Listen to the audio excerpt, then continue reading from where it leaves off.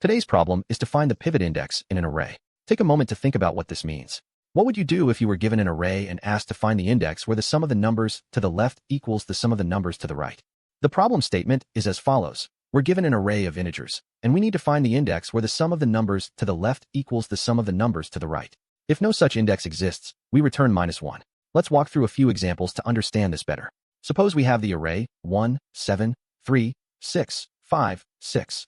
We can calculate the sum of the numbers to the left and right of each index. For index 0, the sum to the left is 0 and the sum to the right is 1 plus 7 plus 3 plus 6 plus 5 plus 6 is equal to 28. These sums are not equal, so index 0 is not the pivot index. Let's try index 1.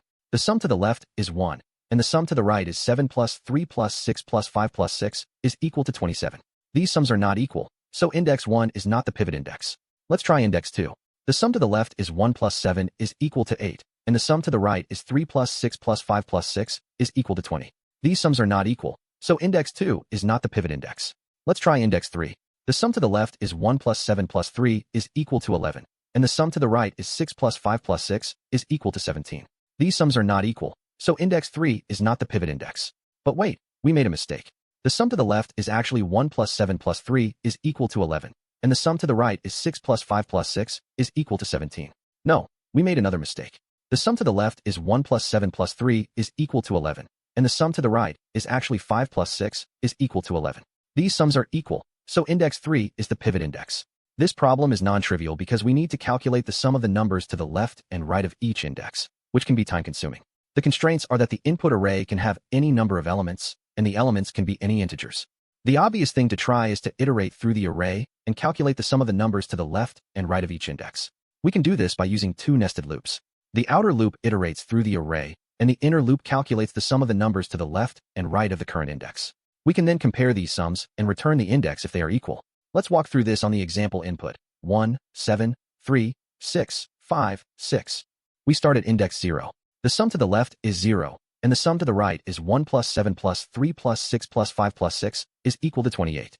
These sums are not equal, so we move on to the next index. We repeat this process for each index, calculating the sum of the numbers to the left and right and comparing them.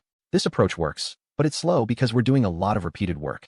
We're calculating the sum of the numbers to the left and right of each index from scratch, which takes time. The time complexity of this approach is big O of n squared quadratic time, where n is the number of elements in the array. This is because we have two nested loops, each of which iterates through the array. The space complexity is big O of 1 constant time, which means we're using a constant amount of space. The key insight here is that we can calculate the sum of the numbers to the left and right of each index more efficiently by using a running sum. We can calculate the total sum of the array once and then use this to calculate the sum of the numbers to the left and right of each index. This eliminates the repeated work we were doing in the brute force approach. Let's walk through this. We start by calculating the total sum of the array. We then iterate through the array, keeping a running sum of the numbers to the left of the current index. We can use this running sum to calculate the sum of the numbers to the right of the current index by subtracting the running sum and the current element from the total sum. We can then compare these sums and return the index if they are equal. This approach is much faster than the brute force approach because we're avoiding the repeated work. The time complexity of this approach is big O of n, where n is the number of elements in the array. This is because we're only iterating through the array once.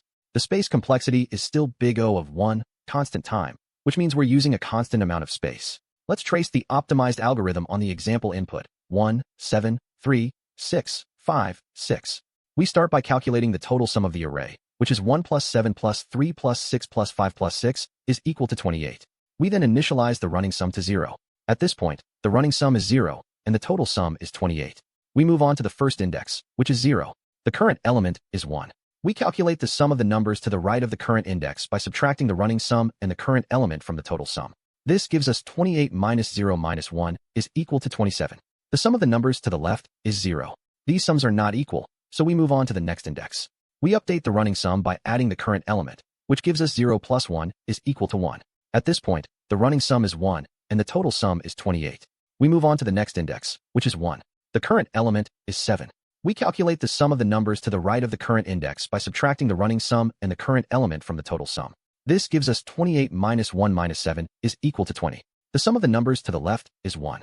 These sums are not equal, so we move on to the next index. We update the running sum by adding the current element, which gives us 1 plus 7 is equal to 8. At this point, the running sum is 8, and the total sum is 28.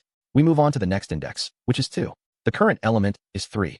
We calculate the sum of the numbers to the right of the current index by subtracting the running sum and the current element from the total sum. This gives us 28 minus 8 minus 3 is equal to 17. The sum of the numbers to the left is 8. These sums are not equal, so we move on to the next index. We update the running sum by adding the current element, which gives us 8 plus 3 is equal to 11. At this point, the running sum is 11, and the total sum is 28. We move on to the next index, which is 3. The current element is 6. We calculate the sum of the numbers to the right of the current index by subtracting the running sum and the current element from the total sum. This gives us 28 minus 11 minus 6 is equal to 11. The sum of the numbers to the left is 11. These sums are equal, so we return the current index, which is 3. You'll spot this pattern when you see an array and you need to find an index where the sum of the numbers to the left equals the sum of the numbers to the right. Another signal is when you're asked to find a balance point in an array. The time complexity of the optimized solution is big O of n, where n is the number of elements in the array. The space complexity is big O of 1, constant time, which means we're using a constant amount of space. Try the next problem, which is also related to finding a balance point in an array. Don't forget to subscribe and ask questions in the comments.